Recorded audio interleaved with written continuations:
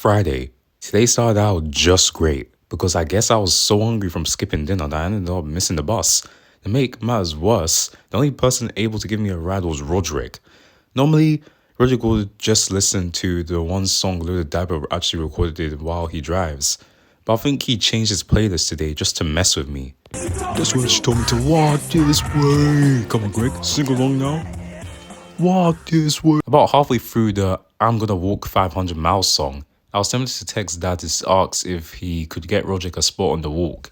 But I changed my mind when I realized I'd not only still be walking, but also have Roderick change for me the entire way. Of course, all anybody wanted to talk about today was the walk, in some way or another.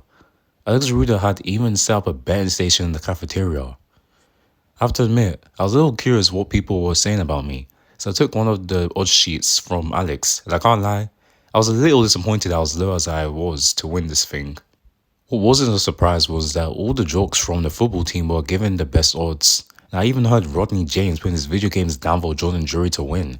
The other group were people who were actually in the walk discussing what they'd do with the money if they won. Riley wasn't sharp about how he'd buy front row tickets to every single Joshi concert for the rest of his life, and Emilio was already designing his mansion on the back of his house. Personally, I think the 5 million was a trick to get us to sign up. This school can barely afford AC, so I don't know where it's getting 5 million for one person. Just as Riley was about in the middle of saying that there was no way the school would lie to us about the money, Albert Stanley found his way to our table. He said he had insider info on the walk, and the reason the prize was so high was because only one person would be left at the end of the walk. Gareth Grimes started freaking out that they were going to make us walk until we died, but Albert said something just as bad, if not worse. And if you either stop walking or slow down, they take you off the course and send you to Spag Union. What? Everybody started freaking out, and there was nearly a stampede of guys running to Vice Principal Roy's office to get their names off the sign-up sheet. Hey, principal, let us in. Yeah, please. Oh, me first. No, please. I can't go Spag Union, please. I heard later that he told them there was nothing he could do about it since the Spag Union was in charge of the walk. I wonder if Dad knew the whole get dragged to Spag Union part when he signed me up for the walk. If not, hope he misses me because I'm probably going to be one of the first people out. Oh, Greg, why did I make you go do the walk? I didn't know you would be sent away. If he knew, I just hope he's not expecting anything from me this year at Christmas. The whole Spag Union part really dropped people's morale about the walk. Well, at least among those of us who are actually walking this thing. Overheard Chirag asking people if they thought he was small enough to slip away into the woods without anyone noticing. That was when Albert chimed in again. He said the route was heavily guarded and if we ran we'd be caught immediately. Even though he's a small guy, I doubt Chirag can outrun a bunch of Spag Union guys.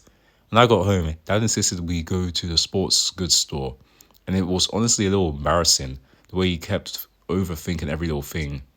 Now this water bottle was actually designed to cool the water 1 degree of every step. Neat, ain't it right, Greg? Oh. I tried telling Dad I have my water bottle from back when I played football, but he called that a kid's toy, and I needed something to match the men on the walk. Eventually, I couldn't take anymore, and I asked Dad if he knew that all this stuff would be useless when I got dragged to Spag Union. Part of me was hoping this was the first he was hearing of Spag Union, and he'd call someone to get me out of the walk. But instead he said, "Whoa, maybe use the thought of Spag Union to keep your feet moving then, Greg." When we got home, I found an envelope sitting on my bed with the Spag Union logo on it. The only thing was a rule sheet for the walk, and I couldn't believe what I was reading. The walk rule sheet. Participants are to maintain speed 3.5 miles per hour until a rest period is called.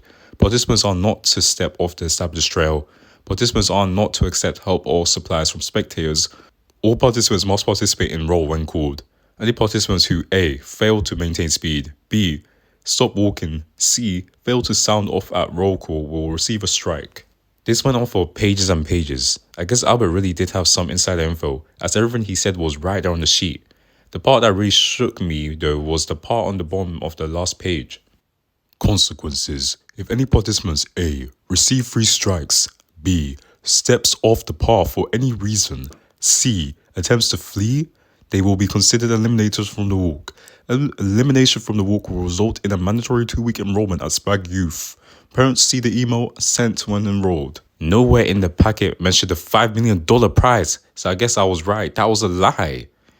I called Riley to ask him if he'd gotten the packet. He said he did, but he got strangely grouchy when I suggested that if one of us gets out, the other does something to get out as well, since one of us is joining our summer while the other was at Spag Union wasn't fair. After Riley hung up, I headed to Shrugs to see if he wanted to play some Twisted Wizards free. All he wanted to talk about was the walk. So why did you of all people sign up for the walk? I didn't. My dad signed me up somehow. That's rough, dude. Really. I asked Shrug why he would sign up, and he said the $5 million lured him in. But he was having second thoughts about the whole thing after that letter from Spag Union. He started going on and on about how this is all just a humiliation ritual. Since looking at the roster made it pretty clear that someone like Jordan Jury, our school's track star, is gonna win, and we're all just cannon fodder for him to look better. Another Spag Union actually has a cannon, but I wouldn't put it past them to use it on us and make us walk faster or something. Wow. Dad called around 8:30 and said I need to come home. And when I got home, he said I needed to head to bed, since we were getting up at 5 to make it to the starting line, which was in a town 2 hours away. Mom was in the living room making signs with Manny, so I guess the whole family is gonna watch me in the walk. Maybe Mom can get mad at Dad on the sidelines when they drag me off the Spag Union.